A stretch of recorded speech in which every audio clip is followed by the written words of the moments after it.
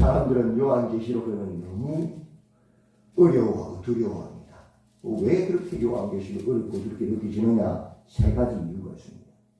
첫째, 요한계시록을 이단들이 너무 많이 사용해서 요한계시록에 대한 잘못된 해석들이 너무 많이 포진이 된 것입니다. 너무 잘못 해석한 것들을 많이 들어서 읽으면서 이해가 못하는 거예요. 자, 그걸 안 들었으면 이해하기 쉬웠을 텐데. 헌금 강요용으로 어떤 집단에 우리끼리만 하는 그런 강조용으로 이단들이 너무 많이 써먹었어요. 요한계시록을 희한하게 해석을 해가지고 그 해석들이 퍼져 있어 더 어려운 거예요.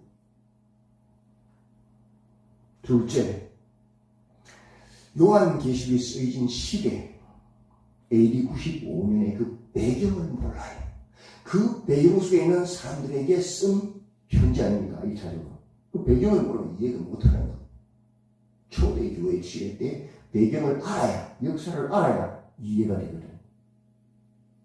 세 번째, 구약 성경을 너무 몰라서 성경에 관한 지식이 너무 없어서 못 이해하는 거예요. 이 요한계시록의 편지를 받은 그 시대의 사람들은 성경을 너무너무 사모하고 외우다시피 한 사람들이 많았거든요. 로마가 문서 검열을 하는데 편지에 로마가 멸망한다는 기록을 쓰면 그 모방이잖아요. 그럼 잡혀 죽잖아요. 그래서 구약의 이미지를 가지고 다 구약을 아는 사람은 너무 쉽게 이해할 수 있는 암호식으로 글을 썼거든요. 근데 우리는 지금 너무 성경을 모르는 거라. 그래서 이해할 수 없는 거예요. 모르니까. 그 세 가지 이유 때문에 요한계시록이 너무 어렵게 느껴져요. 근데 요한계시록은 결코 어려운 책이 아니에요.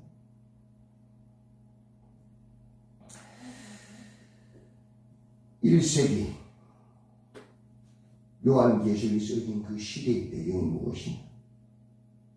AD 64년에 로마의 화재 사건이 일어났습니다.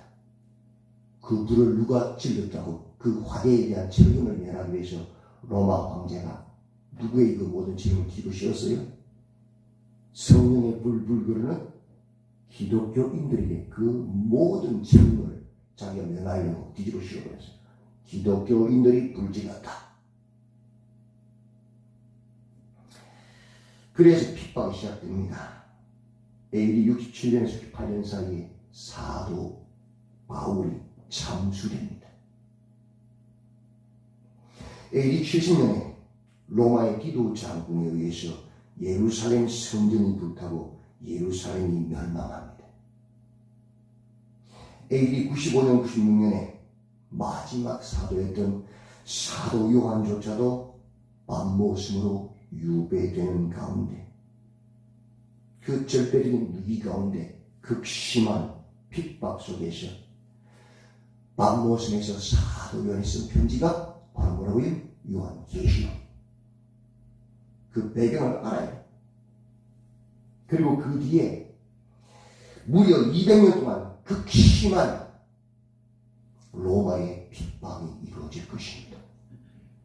기독교인들을 잡아서 사자굴에 집어넣고 매달아 나무의 기둥에 매달아 기름을 붓고 불을 붙여서 가동처럼 쓰는 그런 엄청난 극심한 핍박이 있을 것입니다. 그 모든 배경을 알아야 요한계시록을 이해할 수 있는 것입니다. 그런 박해 속에 있는 1세기의 교회들에게 반드시 속히 일어날 일들을 보이려고 쓴 편지가 요한계시록입니다. 아시아에 있는 7교회에게 쓴 편지가 그 박해 속에 있는 교회들에게 쓴 편지가 일부는 전제를 상기하는 거죠. 그 편지가 요한계시록에서 알아야 됩니다. 왜 그렇게 썼느냐? 그 고난을 대비하고 또 능 하늘의 소망을 가지고 그 고난들을 이겨내라. 쓴 편지가 요한계시록. 1장 1절 보십시오. 예수 그리스도의 뭐라고요? 계시다. 이는 하나님이 그에게 주사 반드시 속히 일어날 일들을 그 종들에게 보이시려고 그의 천사를 그의 종 요한에게 보내어 뭐라고요? 알게 하신 것이다. 하나님께서 곧 일어날 일, 그 극심한 고난, 핍박, 그죠? 그 극심한 고난과 핍박을 대비하라고 그 종들 교회와 성도들에게 알게 하려고 미리 보여주시기 위해서 쓴 표기단 말이에요. 그렇다면 이 요한계시록이 어려운 책이에요? 쉬운 책이에요? 어려운 책이 아니죠. 성도와 교회가 다 알 수 있도록 준 편지잖아요. 맞죠? 근데 우리가 너무 성경을 몰라서 또 그 1세기의 배경을 몰라서 이단들이 너무 이 요한계시록을 이용해서 곡해해서 잘못된 해석을 했기 때문에 그런 것에 영향을 받아서 해석을 못하는 거예요. 쉬운 책임에도 불구하고. 3절 보십시오. 그렇기 때문에 이 예언의 말씀을 읽는 자와 듣는 자와 그 가운데 기록된 것을 지키는 자는 뭐라고요? 복이 있다. 왜? 때가 가까운 곧 일어날 일이다. 누구나 이름을 이해할 수 있는 것이야. 성경을 아는 자들이라. 그런데 너무 성경을 모르죠? 그 이해를 못하는 거지.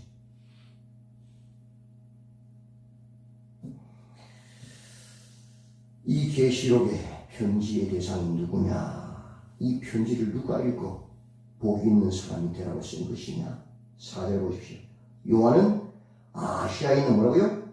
7 교회의 편지하는 이 편지 대상이 아시아 7 교회들이라는 거예요. 11절에 보면 내가 보는 것을 두루마리 있어서 에베소, 스무나, 브가모, 두아디라, 사데, 빌라델비아, 라오디게아 등 7 교회에 보내는 모든 교회에 쓴 표지란 말이에요. 대상은 교회란 말이에요. 누구나 알 수 있는 것이란 말이에요. 그래서 읽고 듣고 보는 자가 복이 있단 말이에요. 왜? 곧 일어날 일을 썼기 때문에. 극심한 핍박과 고난을 받고 있는 교회 아시아 7 교회에 쓴 편지단 말이에요. 그들에게 사도 요한이 말씀합니다. 지금부터 이제 요한계시록의 3가지 주제가 딱 나와요. 이걸 알아야 해석이 되는 거예요. 5절 상반절에 이 극심한 환난과 고통 중에 있는 아시아 7 교회에게 쓴 첫 번째 주제가 뭐냐? 은혜, 하나님의 구원과 평강, 그 극심한 환난 가운데서 하나님 말씀의 통치를 받는 자에게 주시는 선물이 뭐예요? 평강이죠. 구원받는 자에게 주시는 평강, 그죠? 선물이잖아요. 그 은혜와 평강이 어디로부터 오는 것이냐는 거예요. 그걸 알아야 이 환난과 이겨낼 거 아니에요? 맞죠? 네. 첫 번째 주제. 이 은혜와 평강이 어디서부터 오냐? 5절 보십시오. 또 중성된 정으로 죽은 자들 가운데서 먼저 나시고 땅의 임금들의 머리가 되신 예수 그리스도로 뭐라고요? 말미암아 은혜와 평강이 너희에게 있기를 원하노라. 은혜와 평강은 지금 극심한 그 고난 가운데 유대인들을, 기독교인들을 핍박하고 불태워 죽이는 로마의 황제에 있는 것이 아니다. 로마의 황제가 너희의 생사 여타권을 가진 것 같지만, 그래서 너희를 구원하는 자 같지만 아니다. 은혜, 구원, 평강, 그 하나님의 통치를 받으신 그 선물은 누구에게부터 오냐? 누구로 온다고요? 예수 그리스도부터 오는 것이다. 죽은 자 가운데 살아나신 절망, 죽음 아닙니까? 그들에게 부활하신 사무세계들이 맞죠? 그게 누구? 예수 그리스도 아닙니까? 너희가 지금 죽을 것 같은 그 극심한 고난 가운데 있지만 너희를 부활하시는, 살리시는 분, 너희에게 구원을 주시고 너희에게 참 평강을 주시는 누구냐? 예수 그리스도. 그거 잊지 말라고요. 그래서 이 말씀, 이 주제가 이어집니다. 예수께서 7 나팔, 7 대접, 그죠? 7 재앙이 나오잖아요. 그 주제가 뭐예요? 누가 너희 이 고난 고난 가운데서 이 극심한 심판 가운데서 누가 구원받을 수 있느냐는 질문이잖아요. 그 세 번 다. 그 세 대접, 세 고난 가운데, 그죠? 심판 가운데서. 누구예요? 죽으시고 부활하신 살아나신 우리 주 예수 그리스도가 이거 아닙니까? 일곱 재앙, 나팔, 대접. 누가 그 극심한 환난 가운데서 구원받아요? 우리 힘으로 안 되잖아요. 누구죠? 예수 그리스도로 말미암아 그의 백성들, 교회 아닙니까? 성도 아닙니까? 이 주제가 전체 재앙을 다 몰아가는 답이라는 로마 황제가 아니야. 용이 아니야. 누구라고요? 예수 그리스도야. 그거 알아. 우리가 예수 그리스도를 믿음으로 이 세상에서 핍박과 고난과 모함과 수없는 고통을 당하지만 그 가운데서 우리의 참 평강을 주시는 누구예요? 예수 그리스도란 말이에요. 그 고난 가운데서 우리를 구원하신 분 누구예요? 예수 그리스도란 말이에요. 돈 가진 지점장이 아니고 사람을 막 좌지우지하는 그런 힘 있는 자리가 아니란 말이에요. 그건 저 그리스도잖아요. 예수님입니다. 예수님만 우리의 구원자시고 예수님만 우리의 참 평강을 주신 분이란 말이에요. 맞죠? 그거 기억하라.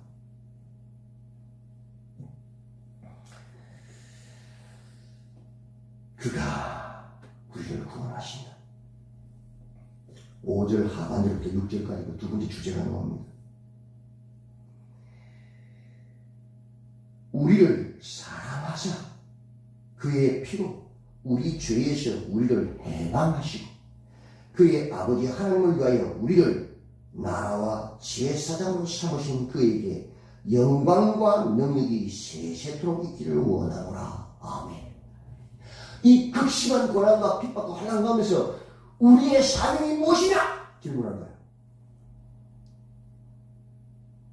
이 고난과 환난 가운데서 우리를 구원하신 누구예요? 예수 그리스도. 그죠? 그 이 고난과 환난 가운데서 우리가 받은 사명이 뭐냐는 그거 기억하라. 사명이 뭐예요? 읽었잖아요. 우리를 나라와 제사장으로 삼으신 그분이 누구셔요? 우리를 사랑하사 그의 피로 우리 죄에서 우리를 해방하신 분. 그분이 누구죠? 예수 그리스도. 그 예수님 우리 주신 사명이 뭐예요? 나라와 제사장이에요. 너희가 이 극심한 환난과 고난과 핍박 가운데서 해야 될 일이 뭐냐? 도망다니는 게 아니다. 피하는 게 아니다. 하나님의 나라와 제사장이 되는 것이다. 그게 뭐냐? 그 세 가지 재앙 가운데 중간중간에 막간이 있어요. 막간. 그 막간 어디 나오냐? 일곱 인 다음에 막간, 일곱 나팔 가운데 막간, 일곱 대접 가운데 막간, 7장에 14만 4천 명, 11장에 부정인, 14장에 14만 4천 명. 그 극심한 핍박 가운데서 하나님을 찬송하는 14만 4천 명이 있었죠. 천상의 교회에. 그죠? 그들이 누구예요? 그 극심한 핍박 가운데 있어서 굴복하지 아니하고 그 속에서 예수를 증언했던 하나님의 나라를 확장시키고, 그죠? 제사장 역할을 감당했던 교회라는 교회, 성도. 두 정인, 신약의 교회, 구약의 교회를 상징하다. 그 극심한 일곱 나팔의 그 심판 가운데서도 죽임을 당하고 예수가 그리스도시다, 예수가 주시다, 예수를 증언했던 신약과 구약의 그 음녀에게 절하지 않은 교회의 성도라고. 일곱 대접의 그 극심한 심판 가운데서도 음녀에게 옷을 더럽히지 않은, 음행하지 않은 14만 4천 명 신구약의 교회들, 성도들, 하나님의 나라를 전파하고 예수 그리스도의 증인으로서 제사장의 역할을 감당한 그 성도들 교회예요. 너희의 사명이 무엇이지?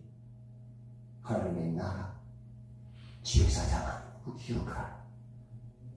그래야 이 극심한 환란, 곧 임박한 진노 환란을 이겨낼 수 있다. 맞죠? 그 사명 이루고 있는, 그냥 내가 뭐하러 있지? 몰라. 그냥 세상 먹고 자고 그게 좋은 줄 그렇게 살다가 죽어버려. 그럼 어디 가요? 지옥 가요. 신발 이길 수 없는. 세 번째 질문은 7절입니다. 7절 보십시오. 볼지어다 그가 구름을 타고 오시리라. 각 사람의 눈이 그를 보겠고 그를 찌른 자들도 볼 것이요 땅에 있는 모든 족속이 그로 말미암아 애곡하리니 그러하랴. 아멘. 너희의 참 소망이 무엇이냐? 질문하면 너희의 참 소망이 뭐냐? 이 땅입니까? 잠시 물러가는 인생 아닙니까? 그러니까 이 땅에 안녕이 아니야. 너희의 참 소망이 뭐냐? 그가 구름 타고 오시리라. 예수님의 재림, 하나님의 나라가 우리의 참 소망 아닙니까? 이 땅이 아니잖아. 쓰러질 것이 아니잖아요. 그거 기억해라. 주님 보러 오신다. 그때 더럽히지 않은 혼인 잔치에 참여한 예복 입은 자, 깨끗한 신부복을 입은 자, 자신을 음녀에 더럽히지 않은 자, 그들만이 그 구름 가오신 예수님을 맞이할 수 있다. 잠시 잠깐 이 세상이 아니야. 그걸 모르니까 이 세상에 왕노릇 하라 그러고 내가 그러고 자기 고집 피우고 무리 짓고 살잖아요. 정신 나간 거지요. 우리의 참 소망이 이 땅입니까? 하늘이 참 소망이라서 이 땅의 소망이라서 그렇게 살아가요. 교회 안에서 예수 운동 안 하면서 가자. 우리의 참 소망은 구름 타오신 예수님이란 말이에요. 그날 책망과는 끝나는 거예요. 그날 깨끗한 예복 입고 주님 맞이하면서 그것과 삶을 살자는 우리 그죠? 그걸 알고 해요. 그 로마의 핍박, 사장을 두려워하지 마라. 죽어도 살 것이고 부활할 것이고 주님 오실 때 맞이할 자들 아니냐 우리가 이 소리잖아요. 그래서 그 수많은 사람들이 사자가 불 앞에서도 로마의 칼 앞에서도 예수를 고백하고 죽잖아요. 그죠? 순교하잖아요. 그가 말씀하십니다. 8절. 주 하나님. 누가 우리 주님이에요? 예수님. 돈이 아니고 사람이 아니에요. 누구예요? 예수님. 내 감정이 아니에요. 예수님 우리 주님이야. 주 하나님. 이러시되 나는 알파와 오메가라. 이제도 있고 전에도 있었고 장차 올 자요 전능한 자라. 장차 올 자 아니십니까? 예수님께서 구름 타고 오시잖아요. 18장에서 바벨론이 팽망합니다. 그죠? 19장에서 어린 양의 혼인잔치가 벌어지잖아요. 21장에서 새 하늘과 새 땅이 펼쳐지잖아요. 장차 오실 분 누구? 예수 그리스도 우리 참 소망 아닙니까? 그분이 누구예요? 주 하나님, 우리 주라, 우리 주인이라고 그분이. 다른 게 우리 주인 될 수 없어요, 절대로.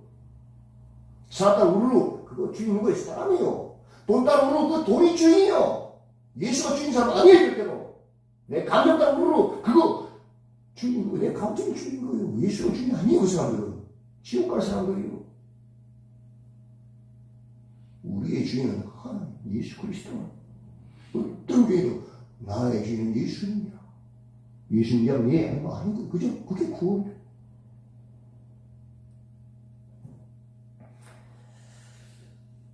그분 말씀을 요한이 전합니다. 11절 이르되 내가 오는 것을 두루마리에 써서 에베소, 스무나, 브가모, 두아디라, 사데, 빌라델비아, 라오디게아 등 7교회에게 보내라. 9절 나 요한은 너희의 형제요 예수의 환난과 나와 참에 동참하는 자라. 하나님의 말씀과 예수를 정하였으므로 말미암아 반모라는 성에 있었다. 나도 너희와 똑같은 사람이고 예수님의 그 복음 때문에 고난당한 같은 고난 중에 있는 자라서 지금 바보섬에 갇혀 있는 자다. 그런 나에게 주님께서 쓰신 편지, 보내라고 한 편지가 이거다. 요한계시록 맞죠? 예수님이 누구시냐? 13절 하반절 시간이 없어서 빨리 말합니다. 제사장이시다. 14절 상반절 창조주시다. 14절 하반절 심판주시다. 15절 상반절 구원주시다. 그분은 제사장이시고 창조주시고 심판주시고 구원주시다. 그렇기 때문에 17절에 보십시오. 내가 볼 때에 그의 발 앞에 엎드려져 죽은 자같이 되었다. 당연하게 하늘 만나시다. 맞죠? 그게 하늘만을 들어가는 표시 아니에요? 표현이잖아요. 맞죠? 그분이 말씀하셨다. 10절 하반절. 그가 오른손을 내게 얹고 이르시되 뭐라고요? 두려워하지 마라. 두려워하지 마라. 나는 처음이요 마지막이다. 내가 하나님이다. 너는 이 환난 가운데서 두려워하지 마라. 그가 명령하시죠. 19절. 그러므로 내가 본 것과 지금 있는 일과 장차될 일을 기록하라. 본 것, 그죠? 지금 있는 것, 장차될 것 기록하라. 속이 되리.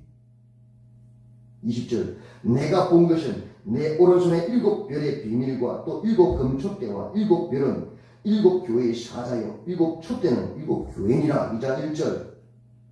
에베소 교회의 사자에게 편지하라. 오른손에 있는 7별을 붙잡고 7 금촛대 사이를 거니시옵니다. 이 환난 가운데 하나님 의한 양들을 원망하고 회의하고 있지, 의심하고 있지. 아니, 여전히 나는 7 금촛대 사이를 7별을 지고 거니고 있다. 여전히 교회를 통치하고 보고 있다. 창조주시요 심판주시요 구원주시요 대제사이신 예수님께서 너희는 이 환난 가운데 장차올 그 극심한 환난 가운데서 3가지를 기억해라. 너희의 구원 평강, 너희의 구원 은혜와 평강은 어디서부터 오느냐? 예수 그리스도부터 온다. 너희의 삶이 무엇이냐? 하나님의 나라와 제사장이야. 우리의 참 소망이 어디냐? 구름 타고 오실 예수 그리스도다. 그거 기억하고 이 말씀을 읽고 듣고 보고 복 있는 자, 이기는 자가 되어라. 그 요한계시록 함께 기도하겠습니다. 하나님, 장차 이 말 임박한 진노 앞에서 7 임, 7 나팔, 7 대접의 극심한 심판 가운데서 우리의 구원과 평강이 어디로부터 오는지를 예수 그리스도로부터 말미암은 줄을 기억하게 하시고 다른 것 쫓아가지 않게 하시고 우리의 삶이 무엇인지를 알았으니 하나님의 나라와 지혜 사랑으로 우리가 스심을 기억하게 하시고 우리의 참 소망은 이 땅이 아니라 구름 타고 오실 주님의 나라임을 붙잡게 하셨습니다. 세마포 더럽히지 않게 하시고 주님 맞이할 신부로서 그 모든 환난과 고통 가운데서도 이기는 자가 되도록 너희 세상을 이기는 자가 되도록 붙잡아 주시옵소서. 그 환난과 고통 가운데서 주님 여전히 7 별을 주시고 7 금촛대 교회 사이를 거니신 살아계신 하나님이심을 고백하게 하여 주시옵소서. 예수님의 이름으로 기도드리옵나이다. 아멘.